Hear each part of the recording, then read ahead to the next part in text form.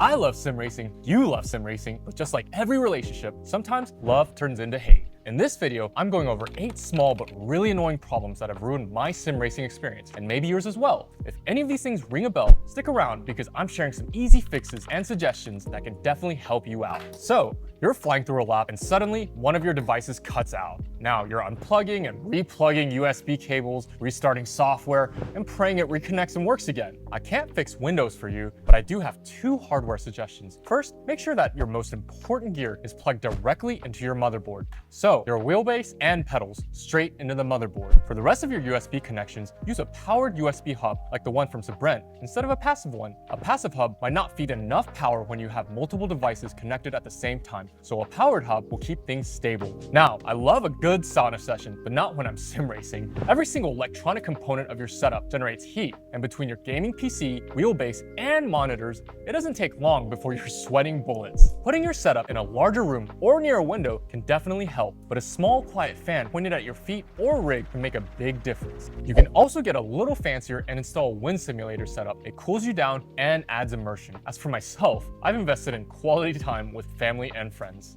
So the workday's over and you're ready to race. But before you can even hit the track, you're juggling a million apps. You have to open your wheelbase software to configure your force feedback profile. Then you go to the pedal software to set the curves for your car. If you're switching games and switching cars, you have to do it all over again. Got a new setup? Well, get ready to calibrate everything, center your wheel, and set up the dead zone for your pedal. You also have to deal with SimHub for your dashboard and iFlags, or motion software if you have a motion ring. And then finally, of course, you have the game itself. And God forbid you didn't set something up right. Now you're back to troubleshooting again. It's like trying to launch a spaceship just to race for 20 minutes. To make things easier, you can use batch files or software like AutoHotkey to auto-launch all the apps you need at once. You can also invest in a button box or Stream Deck so you can bind each program to a physical button. If you have a Stream Deck, you can attach it to your sim rig with a mount like this one.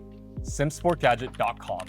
Triple monitor setups are great, but if you've ever had one, you know that trying to align them is an absolute nightmare. They're either too far apart, or the angle is not right, or it's sagging on one side. And just when you think you finally got it right, you spend forever tightening the bolts. You let your hands go, and boom, it's still not aligned. Everyone struggles with this, so 1, have someone else help you, and 2, overshoot your adjustments before tightening the bolt. For example, if you're trying to make one monitor sit a little higher, make sure to have it a little higher than your intended location before tightening the bolts, because once you let go, the weight of the monitor will make it sag a little bit. One thing that has helped me out a lot are monitor alignment tools like the SimLab Vario Vesa kit. These make micro adjustments 10 times easier and are a total godsend for triple monitor users. We're not affiliated with SimLab, but I'll leave a link in the description down below. One thing you'll notice as you put your setup together is that absolutely everything has cables. Before you know it, all your fancy equipment is looking more like a data center instead of a sim rig. And it's not just about looks, they're a tripping hazard too. Accidentally step on a wire when walking around your rig, now your pedal or handbrake input disappears. It's tedious, I know, but I would highly recommend spending some time or buying your friends some drinks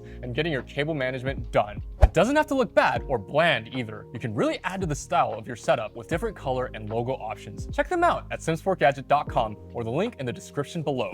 If you like switching between different styles of racing, you know that setting up different pedal fields is a time-consuming task. Let's say you started the day drifting in Assetto Corsa, and now you want to join your friends for some Formula 1 and iRacing. You have to go to the back of your rig, break down the pedal assembly to swap out the elastomers, and then calibrate the pedal again. Technically speaking, you can avoid having to do all of this if you have something like the SimuCube Active Pedal, which lets you make all these adjustments from your computer, while motors inside of the pedals take care of everything else for you. That being said, their price point is pretty inaccessible for most sim racers. Moza offers a similar option for about half the price, but it's still pretty pricey, and while these work well, they're your only 2 options. I'm really hoping that we can get a ton more competition from other manufacturers in the near future, especially for the mid to low end. On a similar note, you might want to tweak your seating angle or pedal distance between different genres and styles of racing. Sounds simple, right? Except it really isn't. Even with rigs that allow adjustments like the Track Racer TRX or Next Level Racing FGT Elite, it's another tedious process involving lots of manual adjustment and tools. It might not sound like a big deal at first, but if you're adjusting frequently, it gets really old fast. Unfortunately, there's no quick fix for this, so I would either just stick with the style of game you play the most or the GT position as a middle ground.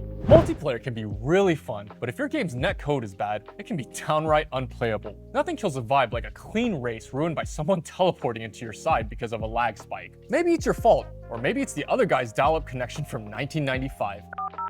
It could even be a server issue. Some of these things are out of your control, but if you want to minimize your latency and keep your own connection as stable as possible, make sure your browser isn't open and don't start downloading a game or movie during a race. So tell me, what are your biggest pet peeves with sim racing? I obviously love sim racing, but it's definitely far from a perfect experience, and I'm hoping that we'll see new products and solutions to minimize these pain points in the near future. As always, like and subscribe to the channel if you haven't already, and leave us a comment down below, and I'll see you in the next one.